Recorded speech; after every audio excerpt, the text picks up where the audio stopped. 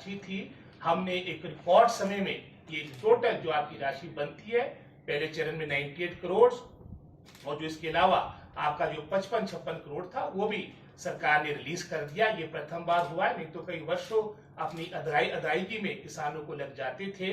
और इससे पहले जहां मैंने मार्केट इंटरवेंशन स्कीम की बात की, यही हमारी कांग्रेस सरकार थी जिन्होंने जो आमतौर में 50 पैसे की बढ़ोतरी आपकी प्रति वर्ष होती थी, आपदा को देखते हुए, कम सेब की पैदावार को देखते हुए, हालांकि जो हमारा ये MIS का एम्बेट है वो मात्र सेब नहीं, उसमें हमारे कीनू, आपके आम, सभी अन्य हमारे जो आपके नोटिफाइड फल है वो भी आते हैं, उसमें लगभग कोई 1.5 रुपए के आसपास की एक ऐतिहासिक बढ़ोतरी हमारी सरकार ने, हालांकि बड़ी गंभीर वित्तीय स्थिति थी उसके बावजूद भी हमारी सरकार किसानों के साथ रही है।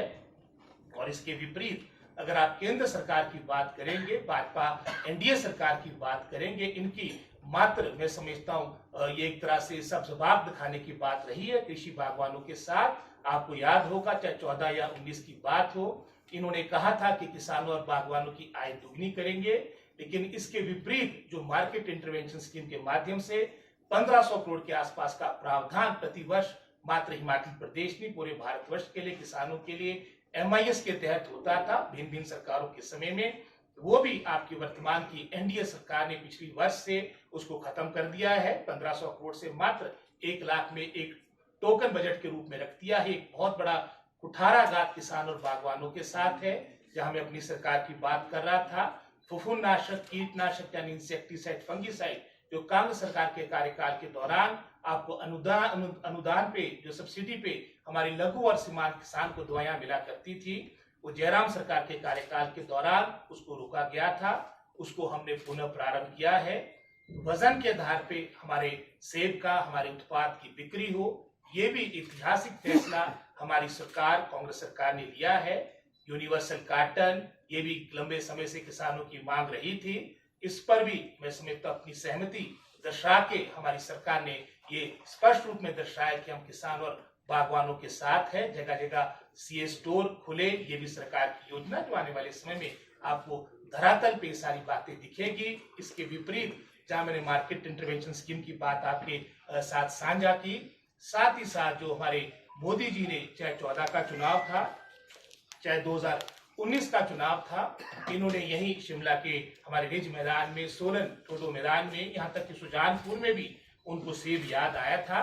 उन्होंने इस बात को लेकर पब्लिक प्लेटफॉर्म से, आप जितने भी मैं समझता उस वक्त के उस दिन के अखबार है आप पढ़ेंगे, स्पष्ट रूप में कहा था कि इंपोर्ट ड्यूटी को हम 3 गुना करेंगे, एप्पल को स्पेशल कैटेगरी में लेंगे। लेकिन इसके विपरीत जब जनता जनार्दन हिमाचल प्रदेश की कई लाखों से इनके प्रत्याशी को जिताया, और पिछले चुनाव में 2019 में तो मैं समझता हूँ सबसे बड़ा रिकॉर्ड हमारे प्रदेश में बना था, लेकिन कार्य उसके विपरीत हुआ।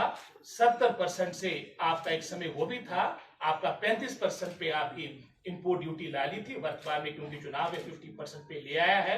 और अभी भी वर्तमान में लगभग कोई 44 देशों से मैं समझता हूँ यहाँ पर आपका रिकॉर्ड तोड़ इंपोर्टेड सेब आ रहा है, जिसके कारण बड़ा प्रतिकूल असर हमारे किसान और बागवानों पर पड़ा। विशेषकर जिन्होंने अपना सेब कोल्ड स्टोर किया था उनको बहुत नुकसान हुआ है। ये भी एक बहुत मैं समझता हूँ महत्वपूर्ण विषय है जो हमारे क्षेत्र से जुड़ता है। चाहे OPS की बात हो, गंभीर वित्तीय स्थिति थी, उसके बावजूद भी आपने OPS प्रदेश के कर्मचारियों को 1,36,000 इनकी संख्या मंत्रियों को देना एक ऐतिहासिक फैसला था। और इन्होंने इसके विपरीत जैसे राजस्थान में इनकी सरकार आई, इनका पहला कार्य था कि OPS को बंद करे। और मुझे पूर्ण विश्वास है, क्योंकि और भी कई इश्यूज हैं जिसमें हमारे कुलदीप राठौर जी, सिंघा साहब सारी बातें आपके समक्ष रखेंगे। मैं सुधीर बहक जी का, जो हमारी पार्टी के वरिष्ठ नेता है, पूर्व में हमारे जिला के अध्यक्ष रहे तो मैडम स्टोक्स के समय, और वो भी यहाँ पर आए, उनको भी मैं आदर के साथ संबोधित करता हूँ। धन्यवाद। अब राठौर जी बात रखें।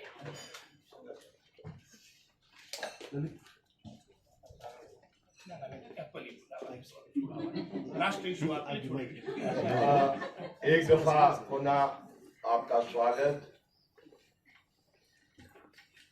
आप सब जानते हैं कि इंडिया का गठबंधन देश के पैमाने पर और हिमाचल प्रदेश के पैमाने पर देश के संविधान को बचाने के लिए और हिमाचल प्रदेश में हिमाचल प्रदेश के अस्तित्व को बचाने